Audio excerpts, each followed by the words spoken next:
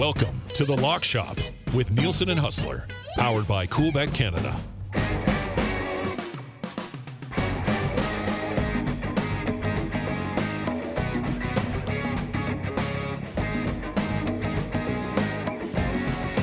Happy Tuesday, everybody. Welcome inside the Lock Shop. Dusty with you. Hustle be popping by here momentarily as well. You can text us anytime, 780-218-9999, or, of course, hit us up in the nasty chat. And, hey, we'll look to build some more winners. Hitting a little Lock Shop NFL partner parlay last night.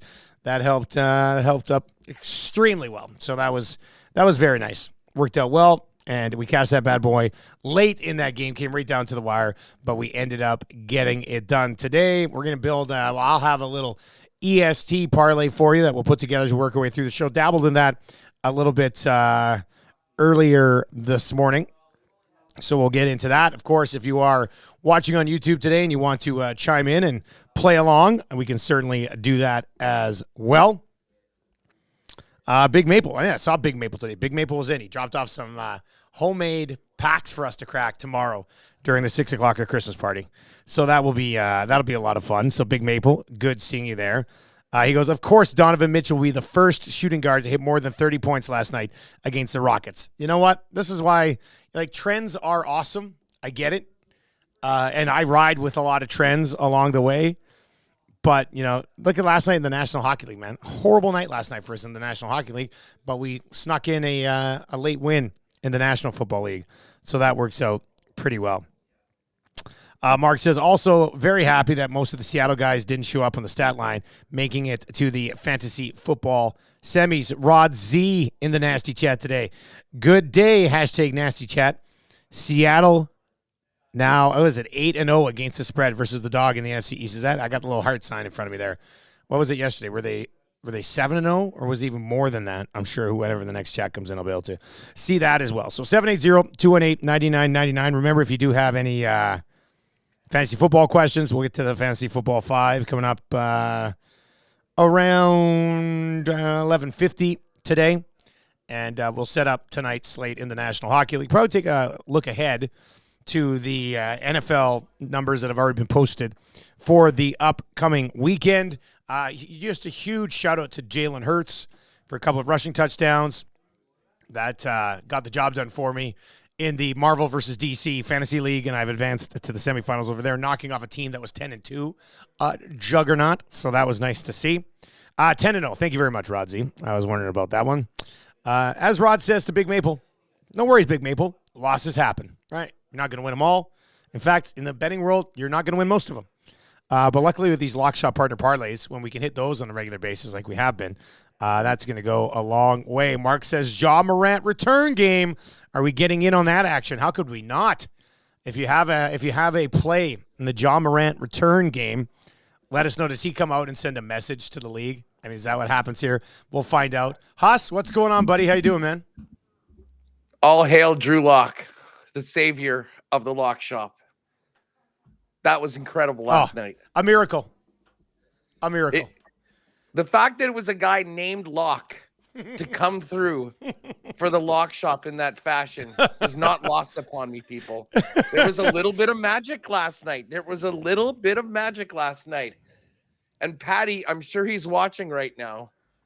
Patty in the group chat, JSN is going to screw us. I'm like, give it time. We are right back in this. Yeah, I know. He's in early panic mode. The winning touchdown. What a crazy win for Seattle, and what a brutal loss for Philadelphia last night. Well, Hus, where are we at now in Philly? Dropping 3 in a row. I mean, two to very good competition.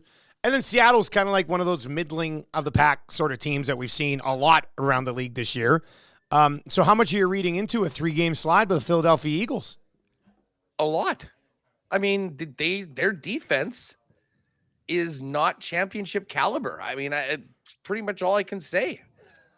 I mean, they only put up 17 points, so they're going to need to be much better than that. And, it wasn't a great offensive performance for Philly. They sort of really just relied on Jalen Hurts to get things done with his legs. Obviously, he rushed in for 2 touchdowns. But, man, and I mean, I love it. I can't stand Nick Sirianni. I thought that he was, well, as I said, raised the banner for Week 12 champs in the NFL in the link, because that was it. And they have not looked very good as of late. And I mean, we should check these standings right now because. Well, I was just looking at it, and you can correct me if I'm wrong if I see this somewhere else. I just quickly popped up the score app. In the NFC playoff picture right now, the Niners are in first spot. Wildcard weekend would look like number 2, the Dallas Cowboys against the Rams. The 3 seed, the Detroit Lions against the Vikings. And then the Bucks versus the Eagles in the 4-5 game right now. Eagles would have to go on the road to Tampa because of this 3-game slide right now. Yeah, well, and the thing is, the door was opened nice and wide for them with Buffalo smashing the Cowboys on Sunday. And they needed to hold that lead. They needed one more first down. They needed just to get to the finish line, and they didn't get it done. And I mean, if we could have just an ISO cam of Nick Sirianni's face during that last drive, that would be. Man, that would you be hate Sirianni, magical. hey? I love how much you hate Sirianni. It's the best. You know what? And I'm not usually a vindictive person at all. I can't stand Nick Sirianni, and I am loving this. Wait, Hus, just curious. I'm sure I've heard the origin story in the past of Hus's hate of Sirianni, but can you recap this for us? I thought he was a bit of a punk for a long time, and I mean, we all remember in the Super Bowl. I mean, Jalen Hurts is having to hold him back and telling him to settle down. I mean, the guy thinks he's a player. Yeah. But then all that BS to all that BS to the Chiefs fans after they won that game in Arrowhead completely set me off. And I have been on the warpath against Sirianni and the Eagles ever since that game. And as I said, listen, it was great to see them lose, but the way that it happened and the fact that it bailed us out with a lock shop partner parlay win was truly, truly incredible. It was the Seattle special last night. Did you get on anything from an Eagles side of things? I did not. The game? I did not, man. I was jammed yesterday because by the time I got back, I had to do a bunch of stuff after the show for Christmas. I got home. I slept for like 45 minutes, and I had to get Marshall to hockey. He had a hockey game last night. So I only was on I was only on Seattle, and then I had a little 2-gamer in the National Hockey League that was totally sewered. But yeah, I got on the Seattle play, but that was it. So I didn't have any time, which I'm actually pretty happy about because I guarantee I would have screwed up a few on the Eagles side of things, man. Yeah, that bailed me out. And you know what? I had the WST parlay, and we took Jets to win in regulation. Obviously, that game went to overtime. They ended up losing on a power play goal in OT. But it was a Gabe Velarde goal and a Josh Morrissey assist. The Jets' first goal was Velarde from Morrissey. My God. It was shaping up to be a pretty nice night. But it wasn't happening in the hockey, but it did happen in the NFL. And the Lock himself, Drew Lock, getting it done. 92 yards, no timeouts. I mean, yeah, that's impressive. That's as good as a last-minute drive as you'll see in the NFL all year. It is just crazy. We're talking about Drew Lock being the author of it. Well, we can take a look ahead. I mean, basically here on the Lock Shop Day, we got a Tuesday slate in the NHL. I'm going to put together a little EST parlay for the Oilers and Islanders game tonight. We'll get that out here by the end of the show, hopefully, when we dive into the NHL slate. Hus, we can definitely dive into an early look at the lines this weekend in the National Football League. I think we'll take a quick rip around through that. Nathan Rourke, claimed by the New England Patriots. Possibly a better path to playing there than the one in Jacksonville where it just did not exist. What do you think about that decision? Possible. I mean, 100%. This is a great thing for them. And, they had interest in Rourke in the offseason. I know they were one of the teams that were kicking around on Nathan Rourke. And listen, they've had Mac Jones. He's been terrible. Bailey Zappi has been, he's had a couple moments, but it doesn't look like he's the guy of the future. So the fact that they picked up Rourke, he's got to be on the active roster for the next 3 weeks. For the next 3 weeks. He'll be dressed and he'll be able to go. Now, I'm not sure it would be even fair to just throw him in right away in week number 1, but for a team that is playing out the stretch, I hope we get a chance to see him do his thing. Now, was he just on a 1-year deal? Like, is he a free agent again at the end of this? Oh, that's a good question, man. I'll be honest. I would be lying if I told you I know the answer to that one. Yeah. If anyone knows in the chat, fill us in. I feel like it would just be a 1-year deal, right? Wouldn't that? Yeah, or maybe they have the rights, because I mean he was sort of a project. Yeah. I mean they can always cut you. I mean that's the thing. I'm just wondering whether there's going to be, like, he goes in and plays for New England, whether there's another, like, is this just straight up an audition for the entire NFL, or whether he's 1-year contract, $750,000. Here's the weird thing. Here's the weird thing about it is that he's going to go in, get a chance to audition for the coaching staff in New England, and then everyone tells us that they're gone at the end of the year. Exactly. Mind you, if they land somewhere else and he impresses them, maybe, any time he gets an opportunity, no matter who it's for, where it's at, there would be eyes on it, right? So we'll see how that works out. We're going to talk about this on WST today, but I'll throw this to you as well as people in the chat. The Niners are far and away the number one team in the NFL, if you ask me. Who, in both the NFC and the league, who are the biggest threats to San Francisco? Because they have murdered Dallas and Philly this year, and those two teams have sort of been there. I mean, the Lions show up sometimes, other times they're the old Lions, and there's no way that game happens in the Dome in Detroit. I mean, it will be if they play. It's going to be in San Francisco. Like I'm looking at some of these other teams, like Seattle. No, the Rams. It's funny with McVay. McVay, I believe, has a history of kind of being right in there and giving them a problem. Those divisional games. But I can't look at any team really right now and give you a legitimate argument that they're any sort of a threat to San Francisco in the NFC. If you're a Niner fan, book a room in Vegas right now in the first week of February. Yeah, you should. I mean, I would agree with you, Hus. I love my Lions, and they're deadly offensively when they're at home. The Dallas Cowboys, I just don't see them in that big of spot getting it done against the Niners. Nothing against the Bucs and Vikings. They're not even in the conversation. It's interesting that you bring up the Rams, but I don't even think at this point we can buy into it too much. And then you got the Philadelphia Eagles, who just got absolutely destroyed by them. So, I mean, I almost think you could extend it to the entire league, buddy. I'm not going to lie with you. I'm not sure who in the AFC gives the Niners a legitimate run at this point. Well, we're going to find out on Christmas night, and we can kind of get into these games. But how about that for 7:15 p.m. on Christmas night? We get the Niners and Ravens going toe-to-toe, the top two teams in the league. This is, the two best records in both, inside track on home field. I hope it's not a Super Bowl preview, but it very well could be a Super Bowl preview.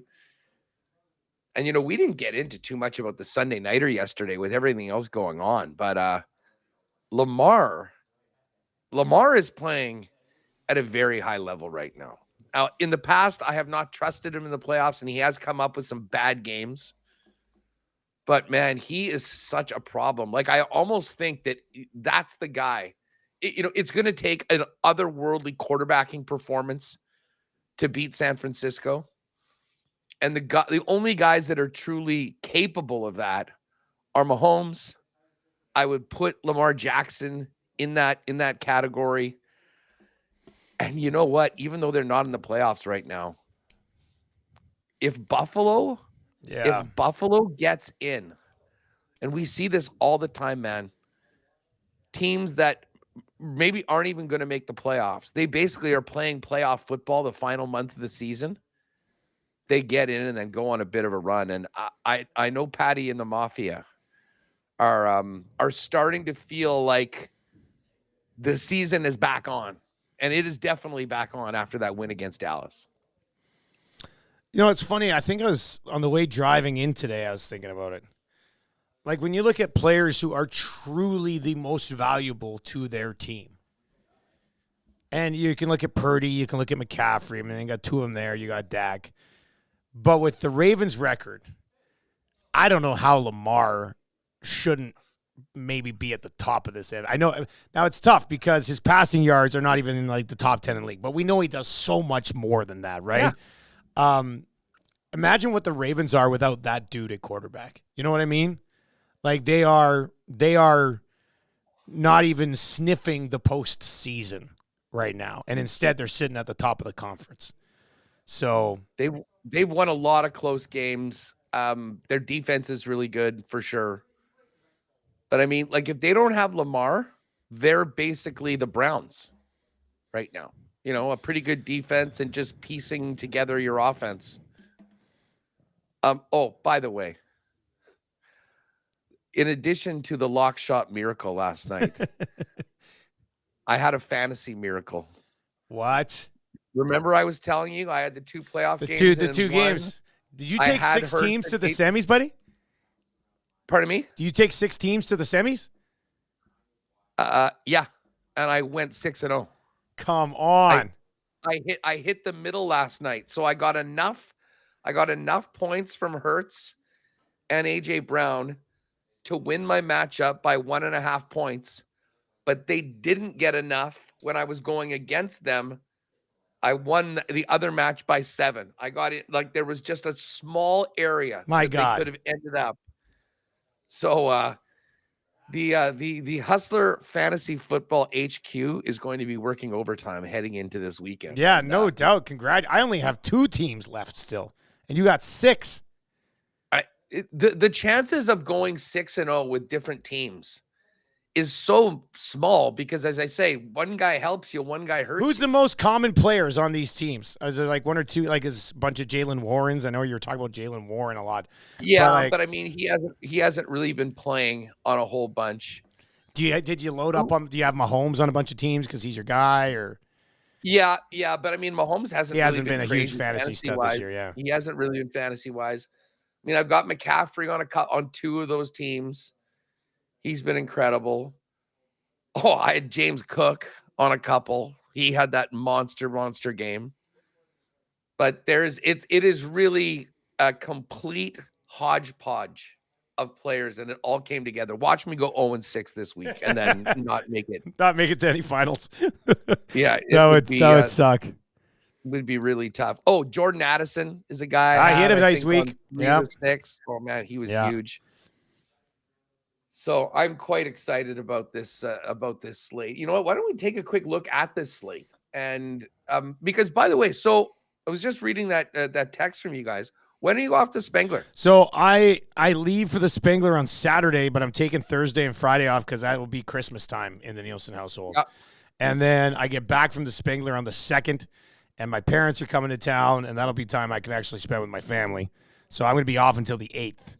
So that first week of January, I'll be MIA. And then Thursday, we'll have a show. And then Friday, we're kind of shutting things down here at EST for Friday. So we got one more show together tomorrow. Thursday, we'll have a show. And then we'll still be hammering out parlays and picks and everything on Twitter. Yeah. But the show won't return until January 2nd. So you're off. So we're going to need your picks, and we're going to need to do basically our normal big NFL show on Thursday. Correct. All right. So Lock Shoppers, heads up on that. We're going to be getting in with those picks for a massive week heading into huge. Christmas. Is there any? Oh, there is a Thursday nighter. It's the Saints and Rams. Rams 4-point favorites at home here against the Saints.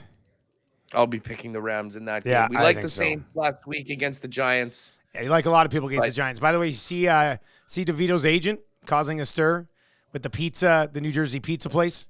I saw that. He went back on them and said, They "Hey, said we sorry." do 2 hours 10 thou, and then he won, and all of a sudden it became 2 hours 20 thou.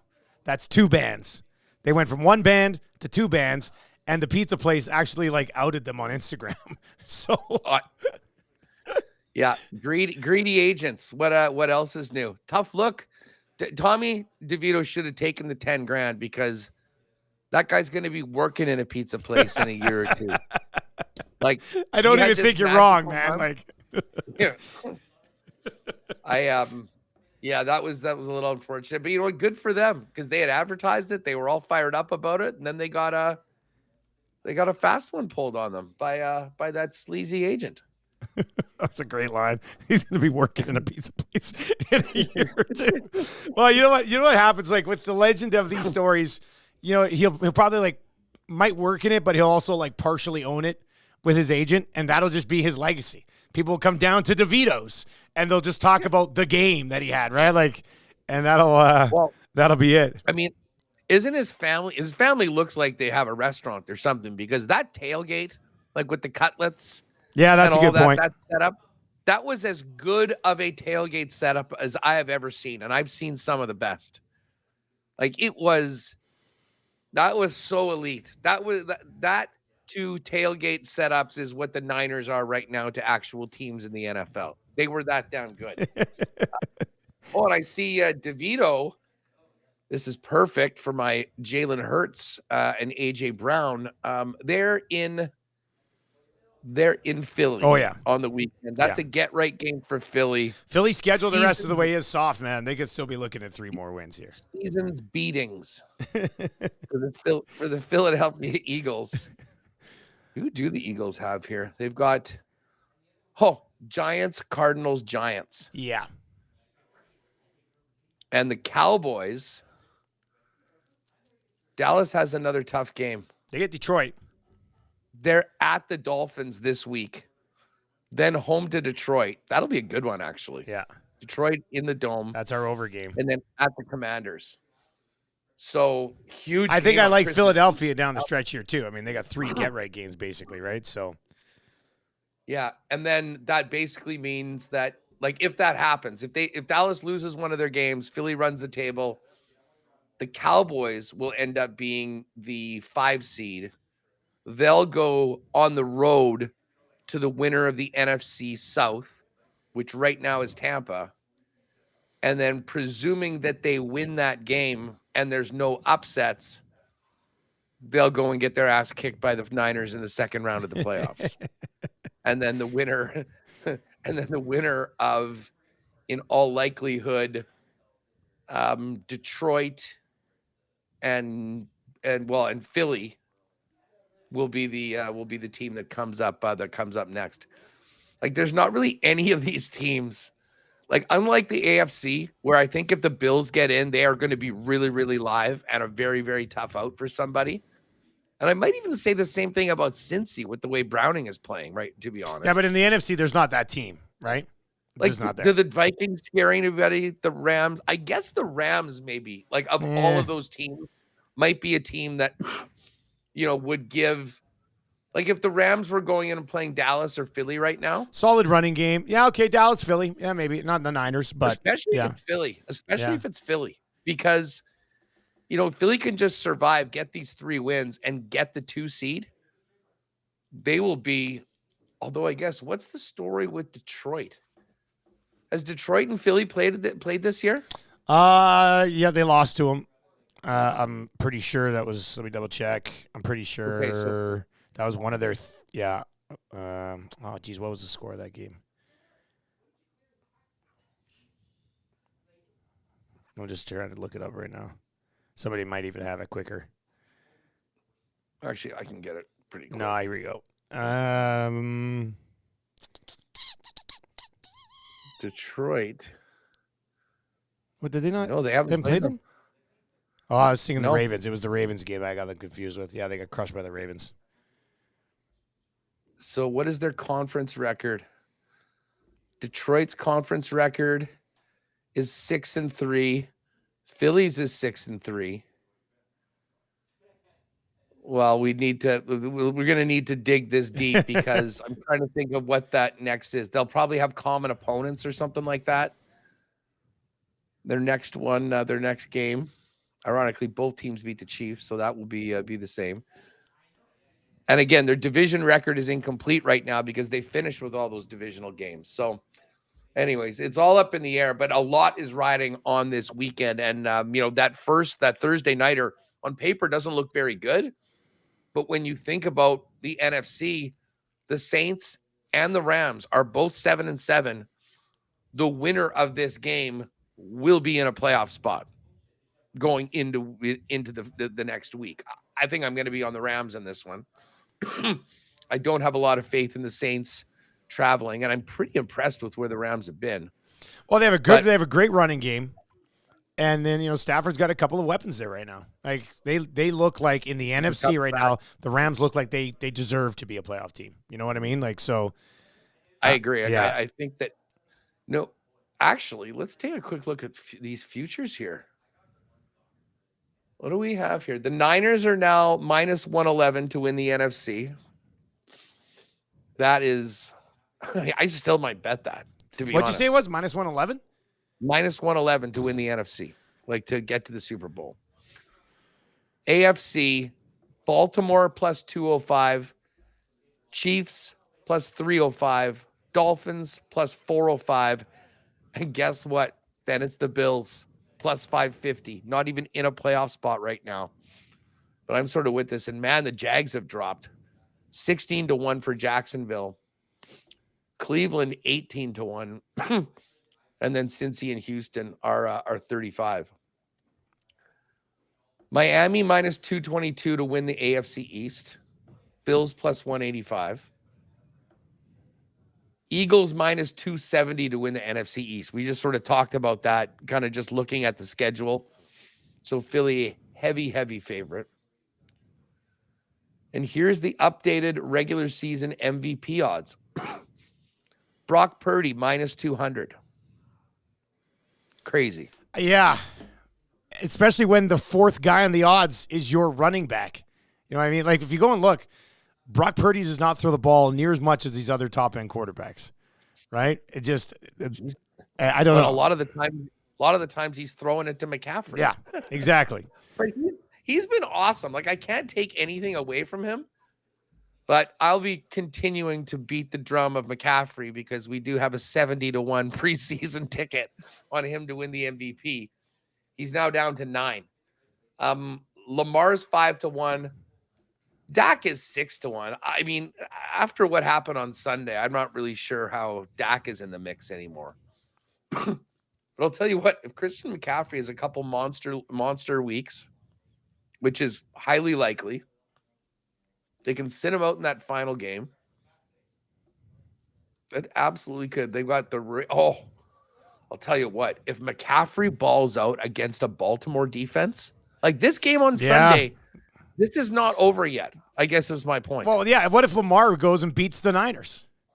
Right? Like, that's going to go a long way. He outplays Brock Purdy, and the defense shuts down McCaffrey as much as you can possibly shut down McCaffrey, which is a near impossible task. These MVP rankings might look insanely different next week. I would make an argument, Dusty, that this game might be the most impactful game for the MVP. I mean, 3 of the top 4 guys on the odds board are playing in this game. Like, if Purdy goes and carves up the Ravens defense and throws for 4 touchdowns, it's his. But if he has a quieter night and they really lean on McCaffrey and McCaffrey leads them to victory, I think McCaffrey gets right in the mix. And I know it's a quarterback award traditionally, but I would argue that there hasn't really been any quarterbacks that are, like what Mahomes was a couple years ago when it was just a no-brainer that he was going to win it. And that opens the door for McCaffrey. He's been so good. He's such a huge part of that offense. You know, so Prime time. It's just on this MVP conversation. Then we can take a. There's a couple other big games. Then we'll get to the NHL slate, obviously, here. Lock Shop just flies by. Plus the nasty chat. I like calling it the offerings. I see some people being like, I'm offering this up tonight. I'm like, send us your offerings in the Lock Shop today. So do that. There's a bunch in there. Ja Morant tonight. Steph Curry after not having a 3. The line on him is at 4.5 threes tonight. It's minus money on the over. Everybody seems to love Tage Thompson to score a goal tonight. I've literally bet that while we're sitting here. Also, if you want to parlay Tage Thompson to score a goal and Ja Morant over 25.5 points tonight, plus 310 if you're looking at that. I know Jake's in there saying maybe the nasty chat puts together another little parlay. But one more thing on this MVP discussion, because you said it in there, and this is actually a shower thought. I was thinking about this in the shower the other day. I was cleaning my big body. I was thinking, the MVP in the NFL is always a QB award because the QB position is so valuable compared to everything else. Well, why in the hell is it so hard in hockey for a goalie to win a Hart Trophy?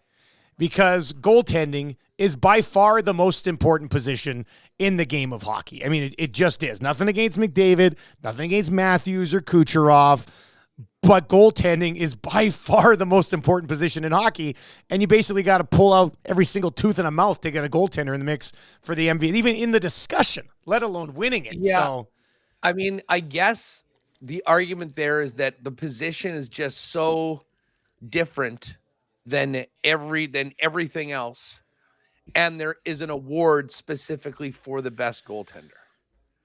Like, I think that shouldn't take them out of that conversation, though, right? Like, there's an award for the best forward. He gets the Art Ross. You know what I mean? Like, the highest scoring. Yeah. I don't necessarily. I just think it should be I'm not putting them at the same level, but I find it how it's like damn near impossible to take an MVP away from the quarterback position, and the same amount of impossible to give one to a goalie when they are both the most important positions in the sport.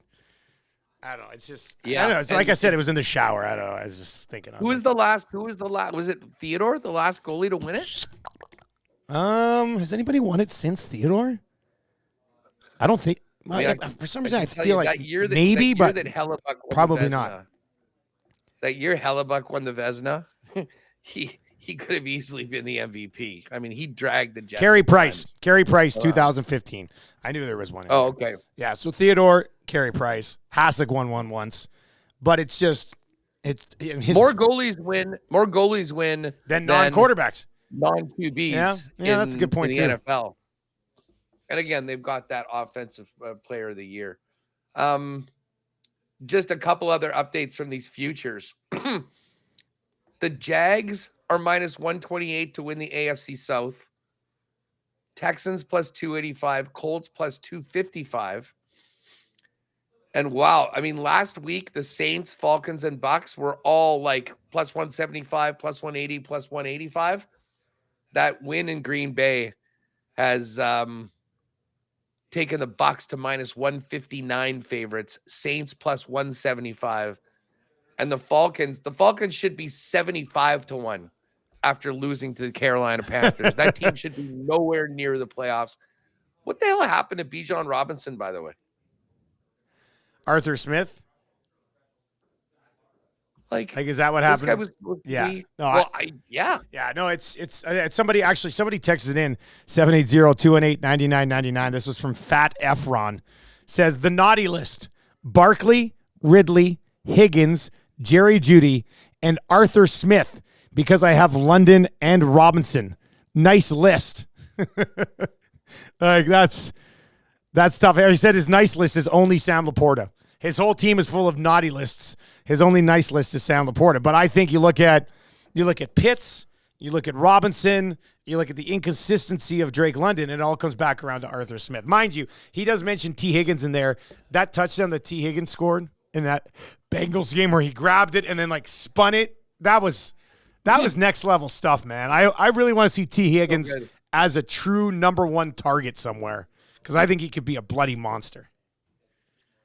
Yeah, he that was a big time play. By the way, have we heard about Jamar Chase? Any updates on him? I did not see anything on Twitter today. We'll probably get that today, because I mean, he was at the end of the game he had the jacket on, but only had one. Like it looked like he was in a sling. Let's just see what we've got here. I don't see.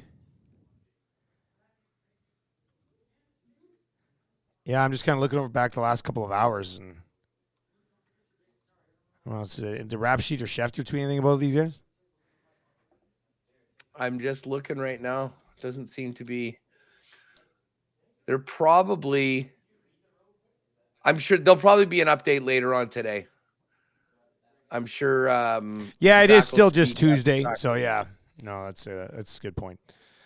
day off. Get the guys into the building. But as far as these games go next week, you can check the futures. I mean, Coach of the Year, Dan Campbell's a favorite at plus 185. D'Amico plus 350, and Shane Steichen, kind of out of nowhere, is now at plus 380. If the Colts won that division, he might actually come out of nowhere to do it. I guess he or D'Amico Ryans. Like if something happens to the Jags, I think the Jags have a pretty easy run. Hus, Jamar Chase is out. I know the boys in the nasty chat are saying it. I'm just seeing it on Twitter now as well. For sure. So yeah, that's what it looks like. Well, so it's another guy that I don't have in fantasy that won't be playing against me this week. That is nice. That works out. That works out well for you. This is the Jags. This game, Christmas Eve against the Bucks, that's their toughest game, and it's on the road. Baker's cooking right now too, so they need that one to lock down the division. I'm just looking early lines right here. Cincy -2 in Pittsburgh. The Bills laying 11 on the road at the pathetic Chargers.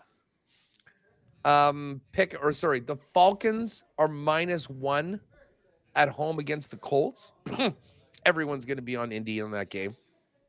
Indy's probably a favorite, I think, by the time that game kicks off, I would imagine. Packers, 5-point favorites in Carolina.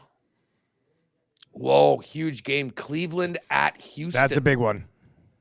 Like Texans, a couple big ones. Laying 2.5 at home. Lions, 3-point favorites in mini against the Vikings. The Commanders and Jets, we can just skip that one. But the Jets are 3-point favorites. The Seahawks now with some life. 2-point favorites on the road against the Titans. Cardinals and Bears. Bears 4.5-point faves. Okay, this will be a good one. Christmas Eve, 325. Dallas at Miami. Miami, 1.5-point home favorites. Can Dallas be better in Miami than they were in Buffalo after that? I would say yes, but I think I still got to like the Dolphins in that one. Is it good enough to win? Like, yeah, okay, maybe they won't lose by 28 or whatever the hell it was. I guess they got a late touchdown. Broncos, 6.5-point favorites at home against the Patriots. Chiefs laying 10 at home against the Raiders on Christmas Day. The Eagles, 11.5-point favorites against the Giants in the mid-game on Christmas Day. And then the main event of the week in the NFL, San Francisco 49ers, 5.5-point home favorites against the Baltimore Ravens. Plan your Christmas dinner accordingly. Start working on people to, Mom, can you maybe move that start time up a little bit for Christmas? What do you need to do? I need to watch this game. I need to watch this. Actually, one guy did text in, where was it? One of the guys said he's basically going to be watching. Oh, no, it was Fat Efron as well. A couple of texts today. I'll be using the DAZN app to watch football because my mom doesn't like the TV on when we have family over for holiday dinner. So we sneaking the games in as well. Pat Maroon's bib slides into the nasty chat, says, tuning in late. 10 likes, you mooches. These men have been filling your accounts all week. Show some love. Yeah, when you're watching the Lock Shop, if you like anything you're seeing, give us the thumbs up.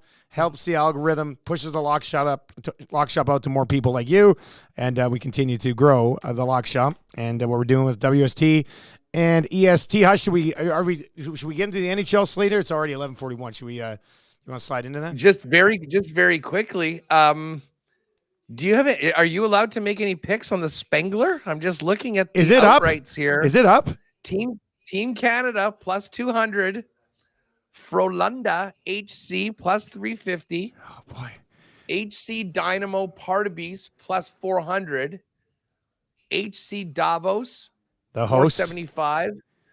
HC Ambry Piata. They won it last year. They won it last year. And Kalpa plus 525. Kuopio Kalpa, the Finnish club. So Kalpa won it 2 tournaments ago. Ambry Piota won it last year.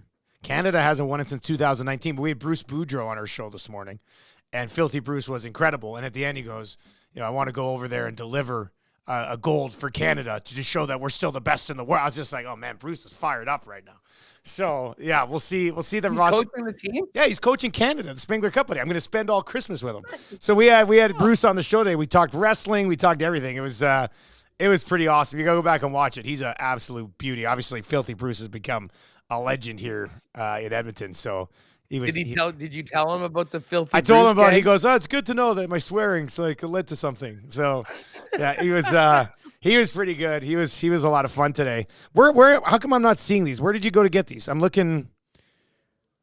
I went to if you click on the World Juniors. Yeah. Oh, it's at like the a top at the you'll top. see right beside it Spengler. And then Spengler outrights. Man, I'm still not seeing it.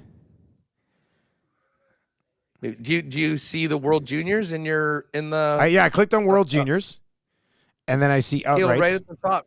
There's World Championship, World Juniors, and then Spengler Cup right at above it. I don't have it. Maybe they've blocked me. Maybe they've blocked me because I'm calling it. Damn you, Coolbet! What have you done? Don't worry. I don't know much about that Swedish team.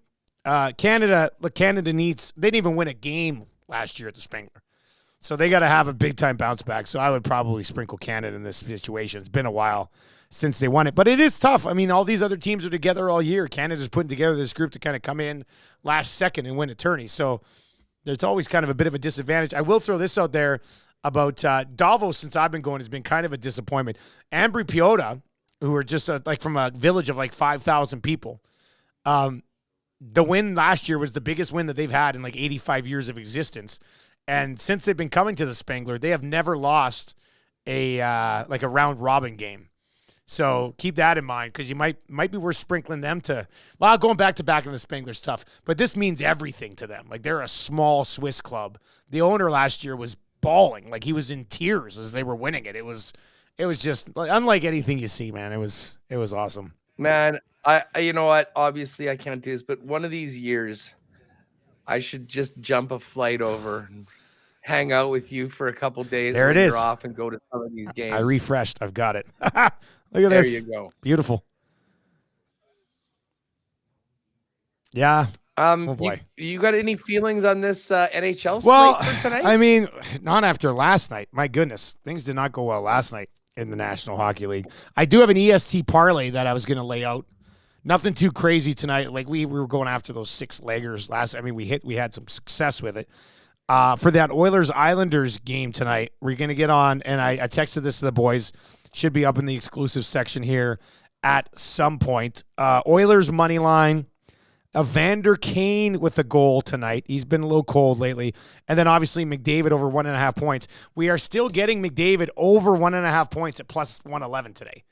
So, I mean, you got to just ride that thing as long as you can. So that'll be the EST parlay for the Oilers game tonight. Oilers money line, McDavid 2+ points, and a Evander Kane goal. Won't be a huge number as they are their favorite on the road tonight against an Islanders team that has dropped 2 but had won 6 of 7 prior to that to get themselves kind of back in the mix as well. But I mean, it is a pretty busy slate here tonight, Hus. Is there anything that jumps off the page for you? Well, I'm interested in this Philly Devils game. I think Philly has points in 8 straight. I think they're 6-0-2 in their last 8.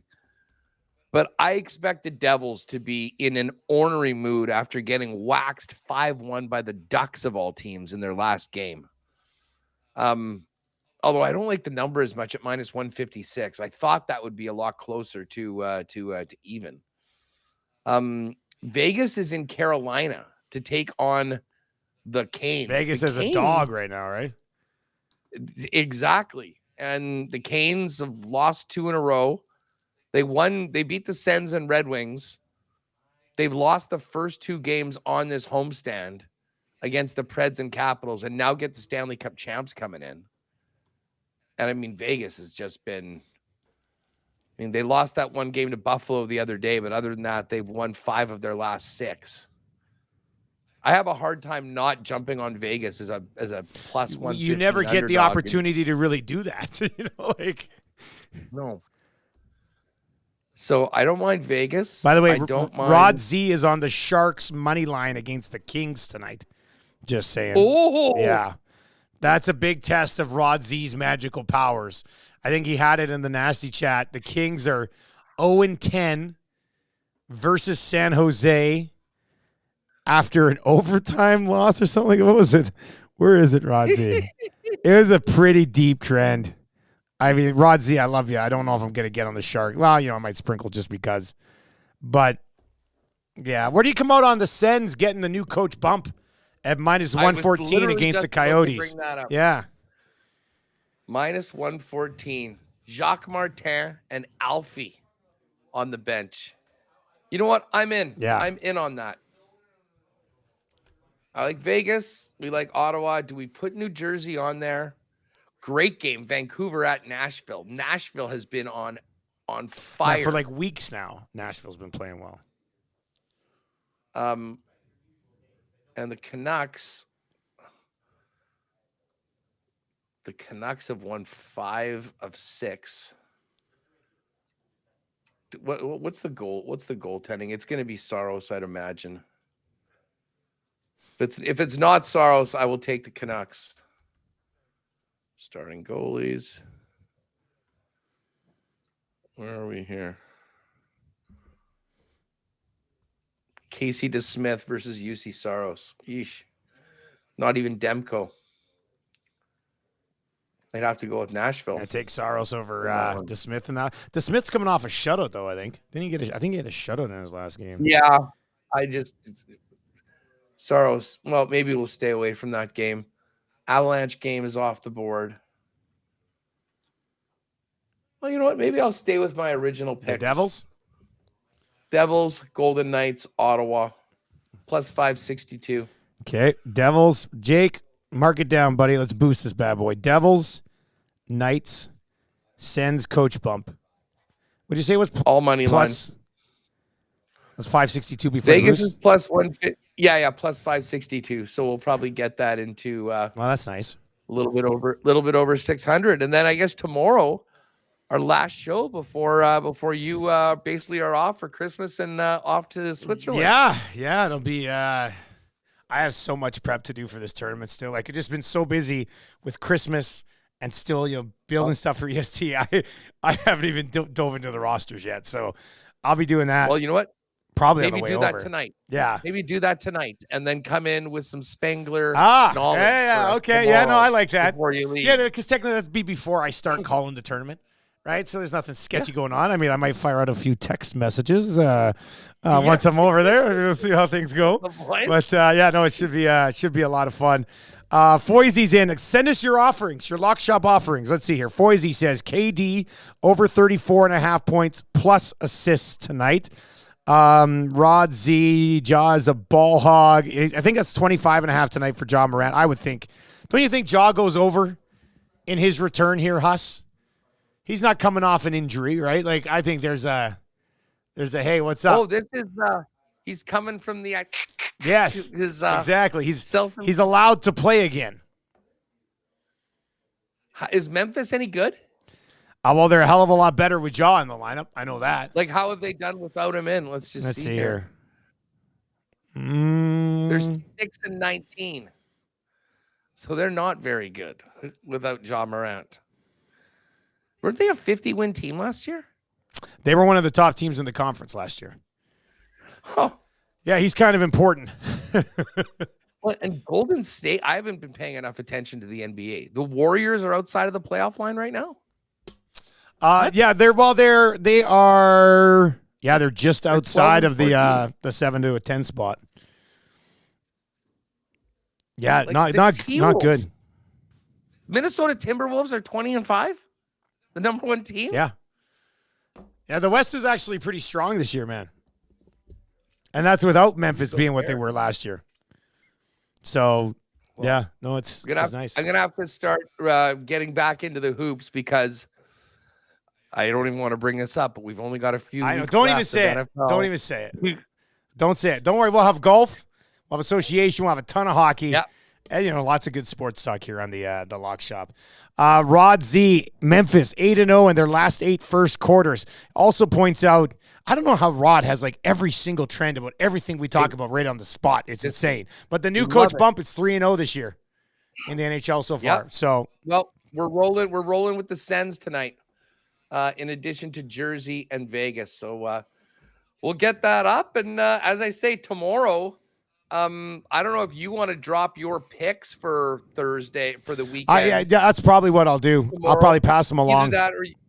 Either that or you can just send them to me, and we'll probably have some time for it tomorrow. I would think, I would guess. It'll so. probably lay that out. Slower NHL night. All right, Hus. What do you got coming up on Winnipeg Sports Talk, buddy?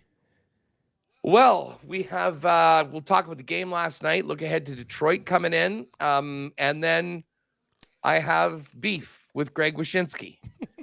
And Wyshynski's coming on the program. He's on with us tomorrow morning. What did he do? What's the deal? He did a article in ESPN saying that the coaches with the hottest seats, number 1 was DJ Smith. And then the next group, Rick Bowness, was at the top. I'm like, what? That's a weird one. You think? So I'm going to ask him. I think maybe the theory was that 2-year deal. He was gone for a while. The team played well with Arneal. I don't know. But anyways, we're going to get to the bottom of that and kick around some of the other stories around the National Hockey League. So, it should be a good one. Jump on. Well, about 7 minutes from now, WST. We'll get it going. And one more time in 2023 in the Lock Shop with the boys tomorrow. And then I'll hold it down with Pat and Jake on Thursday to get you ready for the NFL. But we'll see you tomorrow. And yes, any Spengler info you gain. You greasy bastard. I love it. We will appreciate it tomorrow. All right, that's going to do it. Fantasy Football 5 coming up here in Edmonton Sports Talk.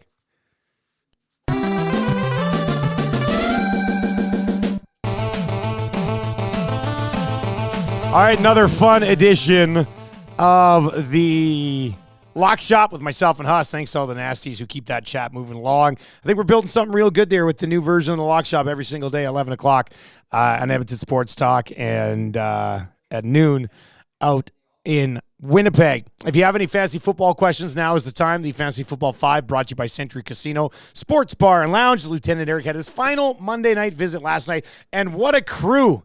What a crew he had out last night. If you go to Lieutenant Eric's Twitter right now. Well, Maddie, you were there last night.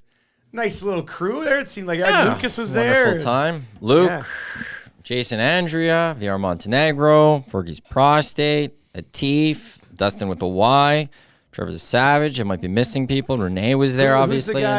Who's the guy that doesn't listen to the show that Eric held his hand the one time? He was in the middle Carson. of the picture. Carson showed up. He showed up a little early. He was at 8:23 he showed up, which is a couple minutes earlier than usual. Carson? So it was, So he just rolls in to take a picture and that's it? No, because he just goes for the draw. So he wanted to get on the square board and see if he could win the square board. He had his James Patterson book and he was ready to read and go his merry way once he didn't win the draw.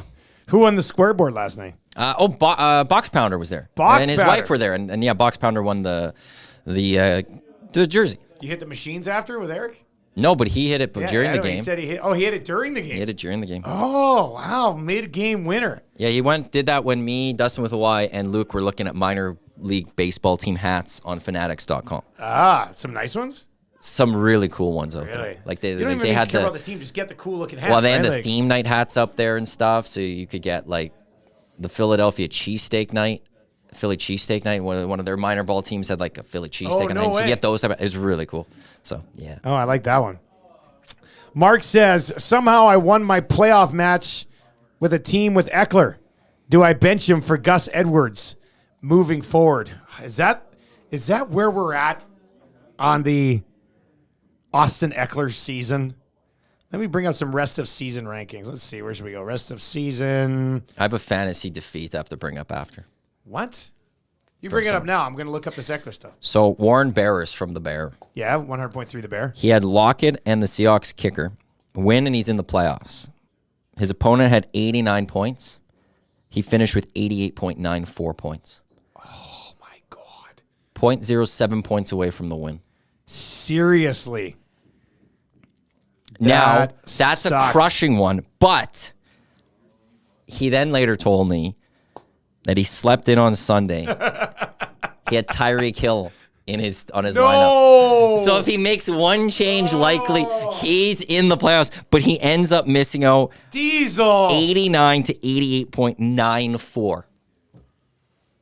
And he would have had to have somebody on the bench that would have got points. 1 point. You just need one, That's it. You need right? 1 Like point. somebody on the bench is getting the half point, whatever it is that he needed.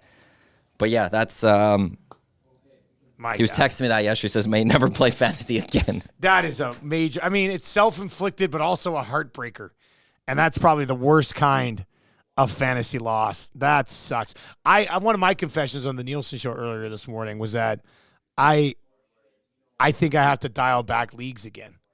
I mean, 2 years ago I was at like 17 leagues. Plus like 20 best ball leagues, which you don't really have to worry about. I just love drafting so much. I get in all these leagues, and then some of them, like I was in a guillotine league a couple years ago. That was absolutely incredible. I loved it, but I had so many leagues I couldn't put the time into it. So this year, I'm in 11 leagues. I've only made the semifinals in 2 of them. I missed the playoffs in 4 of them, and it's just completely unacceptable. I've got to get to like an elite 8. I've got to get to like 8 fantasy leagues. These are the 8 that I focus on. That's going to help because I was very much trending up in the fantasy football direction for a few years in a row. And now it's leveled off in the last few years. And dare I say this season, it's taken a little bit of a dip. And it's frustrating me big time. Let's see. Finally found those rest of season rankings. Austin Eckler, according to the consensus at Fantasy Pros, they've got him 16th rest of season. Gus Edwards, 31st. I think a lot of this is due to the schedule. Austin Eckler has one of the best fantasy schedules the rest of the way. So, I mean, you made it here with Eckler. The schedule's a little bit of a sweetheart down the stretch. I might just ride it out. I just might ride it out with Eckler. Yeah, Mark says, I love best ball too. Best ball's the best. You don't have to worry about anything. You just draft your team, let it be. It's great. Do more of that next year and less of the season-long drafts. I think it's probably the way that has to go. As for the waiver wire this week, well, Tyler Boyd would be an interesting one with Jamar Chase out. It's great for T. Higgins owners, but Tyler Boyd would probably be one you can look at. Clyde Edwards-Helaire is owned in less than 40% of leagues. CEH coming off a 20-plus point week with the Kansas City Chiefs. Zamir White, as long as Josh Jacobs is out, that guy's barely owned in leagues. That's something you can look at as well.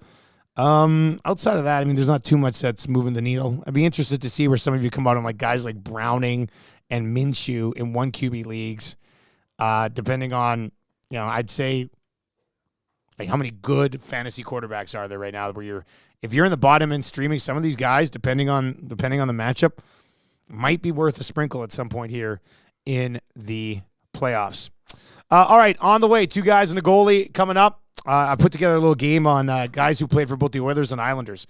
We're going to get into that a little bit today. We're going to talk about this Oilers-Islanders matchup. The Oilers mixing things up with their forward group right now. And we'll have Gager kind of go a little bit more in depth on what he talked about earlier today. And that was the decision to go away from Stuart Skinner in that game over the weekend and how it didn't technically backfire, but it was a weird look. So we'll get into that. Fantasy Football 5 today and every day brought to you by our partners over at Century Casino, the Sports Bar and Lounge on Fort Road. That will be the home of the Super Bowl party for Edmonton Sports Talk. So start making plans now. We want that place to be absolutely packed And depending on the schedule, I might try to hit the poker tables that night for a little bit. That might be fun. Just a little bit. A couple hours or something. That could be a good time. Two Guys and Goalie coming up here next on Edmonton Sports Talk.